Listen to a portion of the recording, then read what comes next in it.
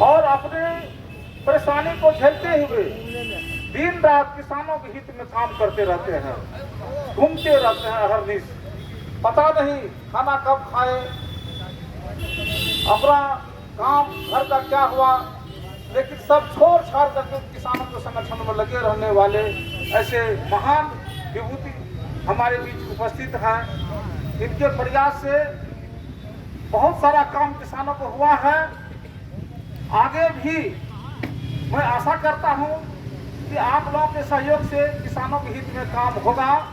आप देख रहे हैं किसान कितने परेशान हैं। हमारे किसानों के लिए राष्ट्रीय स्तर पर यदि कोई नेता अपना त्याग किया है तो वह हमारे चौधरी चरण सिंह हैं। आज उनकी 121वीं जयंती हम लोग मना रहे हैं। चौधरी चरण सिंह पूर्व मुख्यमंत्री उत्तर प्रदेश, पूर्व प्रधानमंत्री भारत के, और किसान के लिए सिंचाई की व्यवस्था के लिए नहर का जो परियोजना लागू हुआ इनके ही प्रयास से हुआ। और इन्होंने किसानों के हित में, किसानों के हक में संसद भवन में आवाज इनके द्वारा उठाई गई थी। आज इनके जन्म दिवस को राष्ट्रीय किसान दिवस के रूप में मनाया जाता है।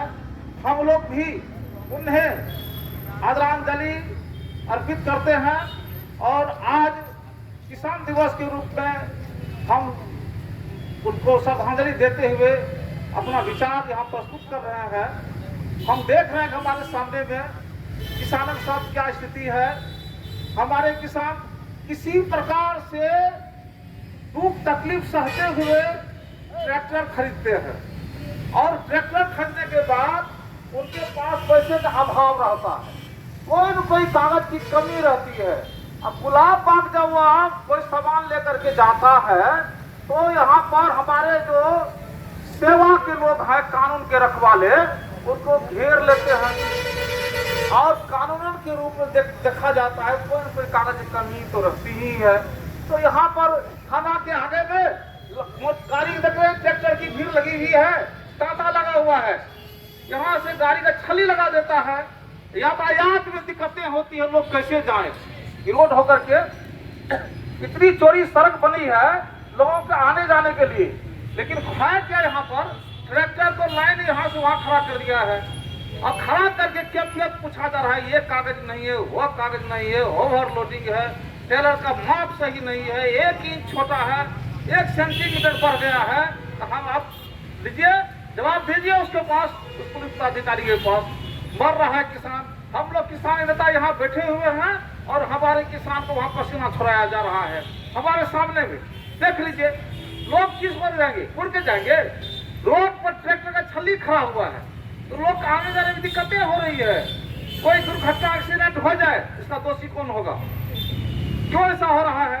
अरे भाई, किसान को समझा दो, ये कागज लेकर चलिए, ये कमी है, यह है, छोड़ दो गाड़ी को और उसको पकड़ करके उसको यहाँ पर ला करके और उसको परेशान करना, उसको रुलाना। वह किसान अन्नदाता है, सबके अन्नदाता है, उसी के उपजाए हुए अन्न खा करके तुमको एनर्जी मिलता है और उस एनर्जी से तुम चलते फिरते हो और उस किसान को तबाह करने लगे हो।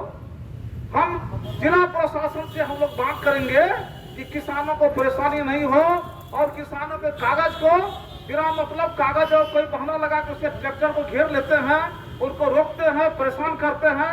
इस चीज पर ध्यान नहीं, इस पर ध्यान दिया जाए, किसानों को तबाह नहीं किया जाए, किसानों को परेशान नहीं किया जाए।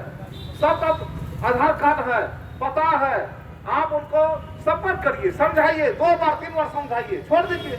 लेकिन यहाँ तो आप किसी और मनी के अवस्था में लिए, रुपये पैसे के लिए उसको घेर के रखते हैं, परेशान करते हैं।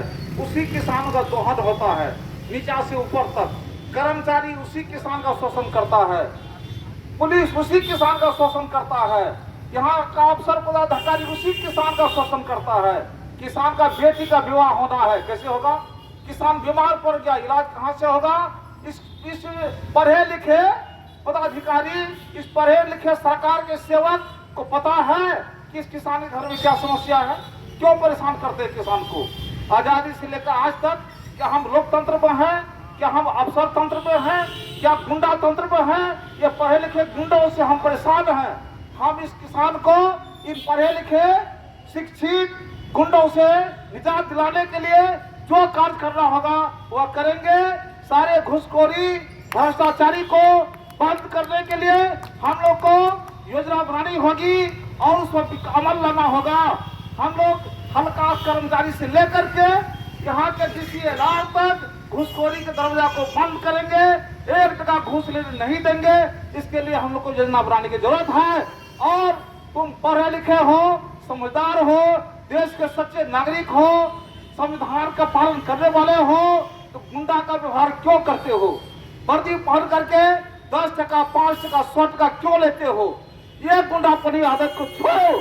तुम्हारा पुलिस 5 टका, 10 टका लेता है, 100 टका सुनता है ट्रैक्टर वाले से, ड्राइवर से। क्यों? वो आदमी है कि क्या है? पशु क्यों बन गया है? ये 2 पैर वाले पशुओं को बस हम लोग सावधान करना चाहते हैं। हम लोग समाज की सेवा में निकले हुए हैं। हम लोग पास में ताकत है, हम मालिक हैं, आप हमारे सेवक हैं। आपको संविधान का अनुरूप चलना होगा। संविधान का संविधान कानून सबसे ऊपर है।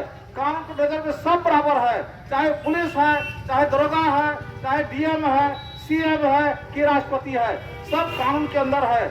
सबको संविधान के अनुरूप चलना पड़ेगा। संविधान के बाहर चलोगे हम लोग बैठे नहीं रहेंगे। हम संविधान के पालन हम लोग भी करेंगे और तुम लोगों को भी संविधान के अनुरूप चलना होगा। संविधान को खिलवाड़ करोगे बर्दाश्त नहीं होगा।